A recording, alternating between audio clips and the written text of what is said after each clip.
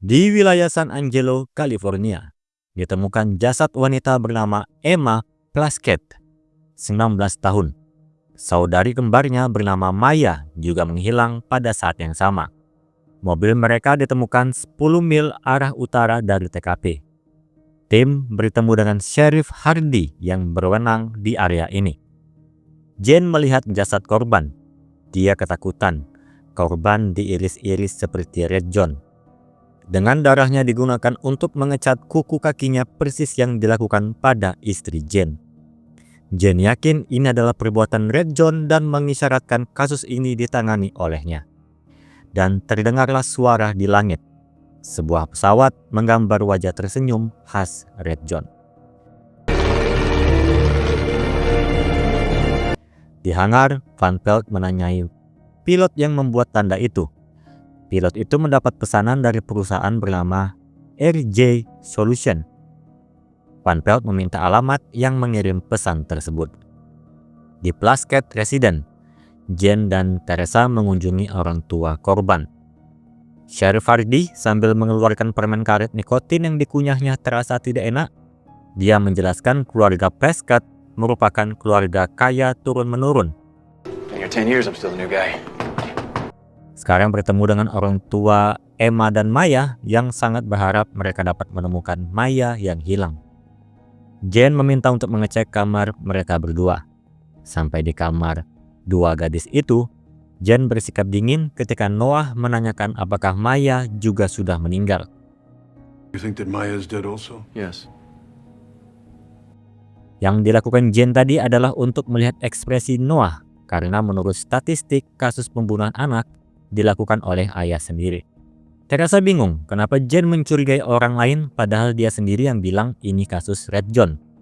Jane berpikir kasus ini memang Red John, tetapi ada orang lain yang terlibat. Menulis tanda melalui udara, menculik korban, dan menargetkan dua korban sekaligus. Itu tidak pernah dilakukan oleh Red John. Terakhir kali dia mengubah pola itu adalah bersifat pribadi, yaitu untuk menghukum Jane. Artinya, dua korban sekarang ini bukanlah target acak, tapi ada alasan pribadi di baliknya. Teresa dan Jane sekarang berbicara kepada orang tua korban. Jane menganalisa kepribadian Emma dan Maya, yang secara singkat adalah Emma yang pendiam, Maya yang periang. Orang tua korban terkejut mengapa Jane tahu. Only so you'll know that there isn't any point in lying to us. Arden pun menceritakan kalau dua gadisnya baru-baru ini terjerat narkoba. Dan putra mereka, Drake, mengetahui kalau Emma terlibat dengan seorang pencuri kecil bernama Mace. Hardy mengenalnya. Mereka pun pergi ke rumah Mace, di mana seekor anjing mencoba menakuti mereka. Sedangkan Mace menyelinap keluar dari belakang dan berhasil kabur. Jane memperhatikan Mace memiliki anjing yang sangat setia. It's a very loyal dog. Pindah sebentar ke sisi Cho dan Rigsby, menindaklanjuti alamat surat menyurat untuk RJ Solution. Hanya saja pemilik kantor pos tidak mengizinkan loker milik RJ Solution dibuka sampai mereka memberikan surat perintah. Kembali di rumah Mace, mereka melepaskan anjingnya dan mengikuti saat dia berlari menuju gudang tempat Mace bersembunyi. Sekali lagi Jane memuji anjing Mace yang pintar. Oh, he's a good boy. It's a good dog. Jane sekarang berbicara dengan Mace di CBI. Dia sangat serius untuk kasus ini. Jane memberi peringatan kepada Mace untuk tidak menunjukkan kebohongan. I will torture you. I will kill you myself if I have to, whatever it takes. Mace pun mulai berbicara.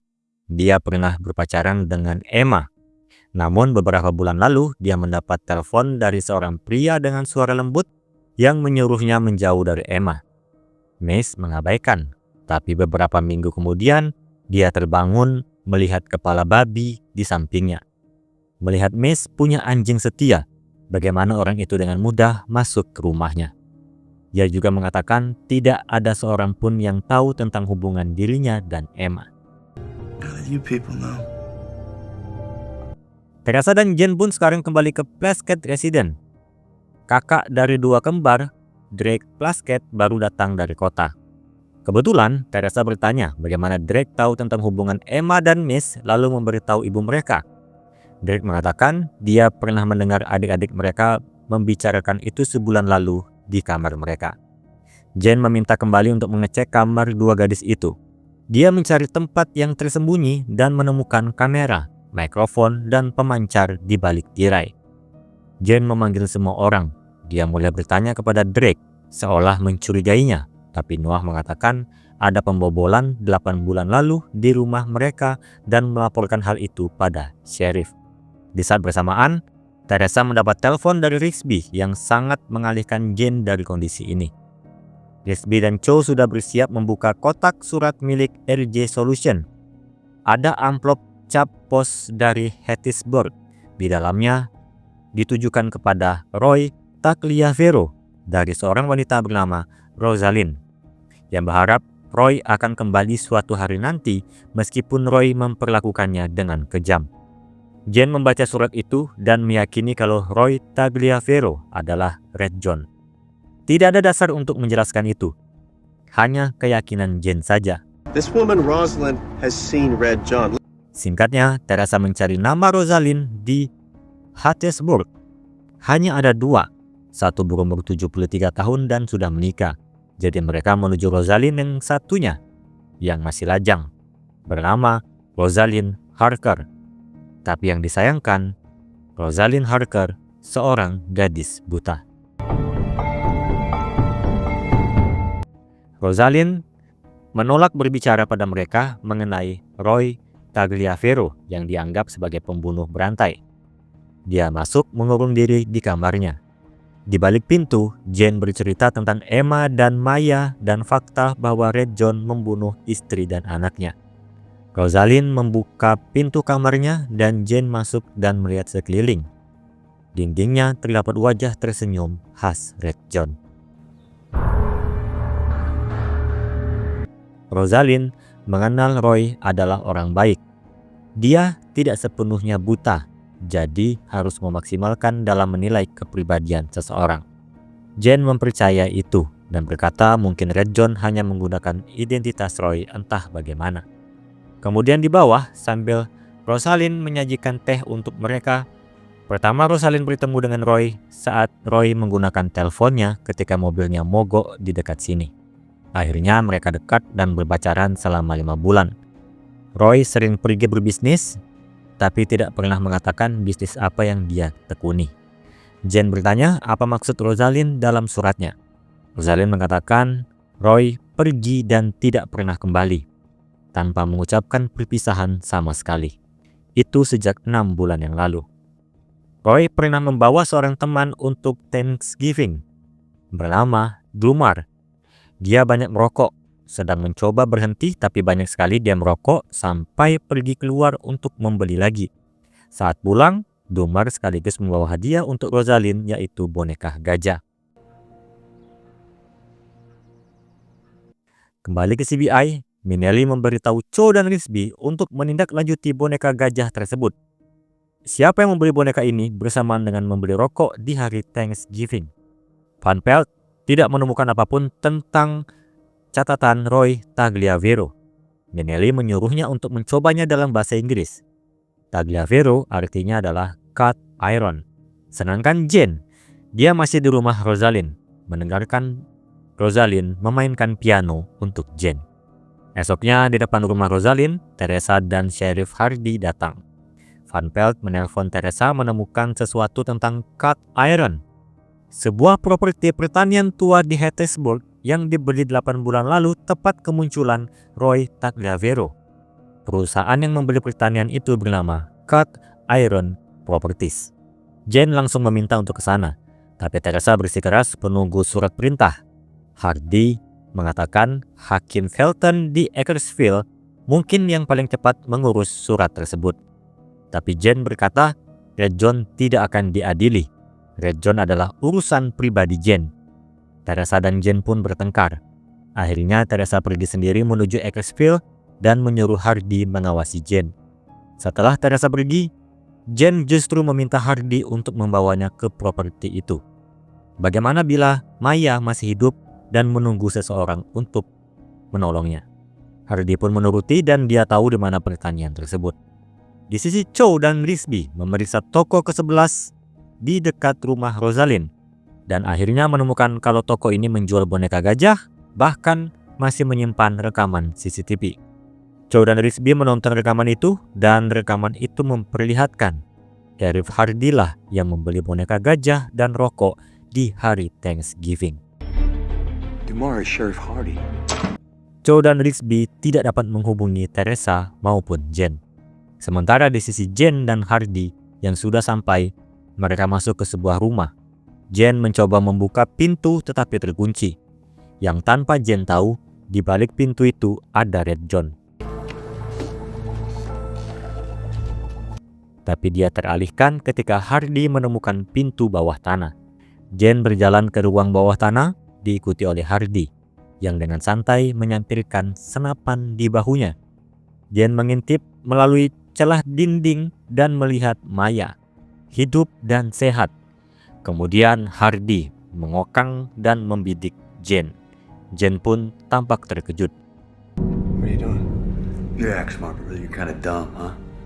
Dia tidak mengerti apa yang terjadi saat ini. Hardy bertanya apakah Jen ingat nama Orville Tanner, kakek tangan pertama Red John yang ditangkap dan dipenjara 10 tahun lalu dan meninggal. Hardy adalah putra Tanner dengan nama asli Dumar, dan pertanian ini adalah milik keluarganya. Dan saat ini Dumar dekat dengan Red John. Dia mengatakan Red John memberinya Maya, wanita yang dicintainya. Red John mendapatkan Emma sebagai balasan dan menginginkan Jen, tetapi Rosalind merusaknya. Andai Rosalind tidak terlibat, Jen bisa dengan mudah dibawa ke sini dan dibunuh. Tapi mereka harus memindahkan Emma dan Jen dari sini. Mereka punya rencana untuk Jen, namun sebelum dia bisa menjelaskannya, Teresa berjalan menuruni tangga ruang bawah tanah dengan menodongkan pistol pada Dumar. Hardy, put the gun down. Dumar menyadari bahwa dia telah ditipu. Teresa tidak pernah pergi ke Ekesville. Jen marah karena Teresa muncul sebelum Red John muncul. Dumar dengan kesal bertanya kepada Jen kapan dia menyadari Dumar pelakunya. Rosalind mengatakan Dumar adalah seorang perokok berat yang mencoba berhenti merokok. Dan Dumar dari awal bertemu selalu mengunyah permen karet nikotin untuk salah satu usaha berhenti merokok. Dan Dumar jugalah yang memasang kamera di kamar gadis kembar. Jen menemukan kunci pintu Maya. Dan ketika Teresa berusaha memborgol Dumar, pintu bawah tanah tiba-tiba tertutup, menjadikan ruangan gelap. Red John menonton menggunakan penglihatan malam lewat CCTV, melihat Dumar berkelahi dengan Teresa, di mana Teresa berhasil mengalahkan Dumar. Chow dan Risby baru tiba. Di saat bersamaan, Red John kabur lewat pintu lain. Mereka pun membebaskan Maya. Jen melihat sekeliling ruangan dan kesal karena baru menyadari Red John ada di sini juga memantau lewat CCTV. Teresa menenangkan Jen karena mereka sekarang mendapatkan Hardy. Jen masih kesal kenapa Teresa terlalu cepat datang sebelum Red John muncul. Teresa tidak ingin Jen mati, tapi Jen mengatakan setidaknya Teresa mendapatkan Red John. Teresa pun balik memarahi Jen. Dia menyangka selama ini Jen mengincar Red John dengan pilihan hidup. Teresa menegur Jen untuk tidak egois. Semua orang di CBI peduli dengan Jen dan memintanya untuk mempertimbangkan hal itu. Yes, we did. We did. Hooray for us. Teresa pun berjalan keluar, tapi Hardy yang berada di atas tandu membuka matanya. Dia diam-diam mengambil kunci dari ikat pinggangnya, melepaskan borgol, dan mencuri pistol salah satu sheriff dan membunuhnya.